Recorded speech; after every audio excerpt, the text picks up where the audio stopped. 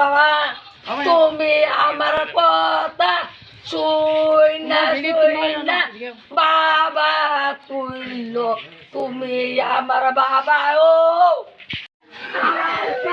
আমি মা তোমারে আমি মা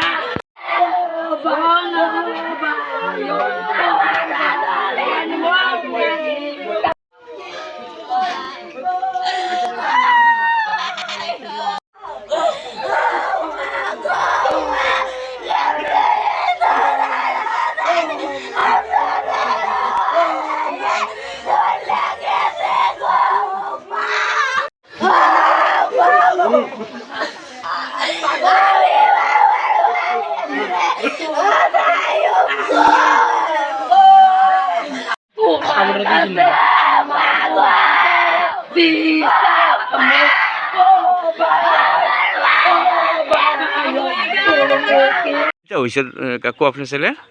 আমার ছেলে কালকে কিছু নিশা ইয়া করিয়া হিসে করে দেখা মধুপুর কুনাবান একটা নিশামুক্ত সেন্টার সন্ন্যাসীরা এনে দিলাম। তারা মাসে 5,000 করে চাইছে, তো আমি শিয়ারছি লাস্টে 5,000 করে দেবো। তো তারা অনেক পিঠা নির্যাতন করিয়া তারে মারিয়া লিছে। মারিয়া সেরে আমারে 5 তারিখ রাত্রে 7:30 8টার দিকে আমার ফোন করে মনে আমরা ছেলে লিফটিনে যাইয়া ফরিয়া রয়েছে, ঠ্যাঙ্গ ব্যথা হয়েছে, আমরা হাসপাতাল ভর্তি করাইছি আমরা আইয়েন। তো আমি গিয়া দেখি সে ছেলে মৃত্যু। তো এন প্রশাসন আছিল, প্রশাসনে কয় আপনি কেস করে কী হইব, তো না এমনি লই দিকে আনো যাতে কাটাছিড়ি করে আপনার ছেলের আমরা দেখলে দুঃখ লাগবো। তো আমি কইছি দলি দিয়া দেন। তো আইয়া সেরা বাড়িতে আইনা সেরা দেখলাম অনেক চাইয়া দেয় পিঠটা মারছে, পিঠার দাগ আছে, ঠ্যাং একটা ভেঙ্গালিছে, হাতে একটা ভেঙ্গালিছে।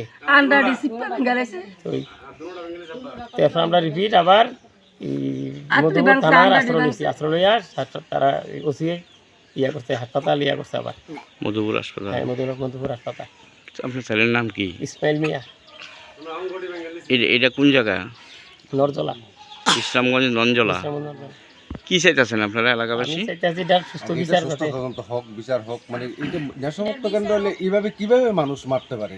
একজন মানুষের সুস্থভাবে মনে করেন দেয় নেশামুক্ত করার লাগে এইভাবে কিভাবে টর্চারিং করে এইভাবে ভালো ভালো মেরে দিতে হয়?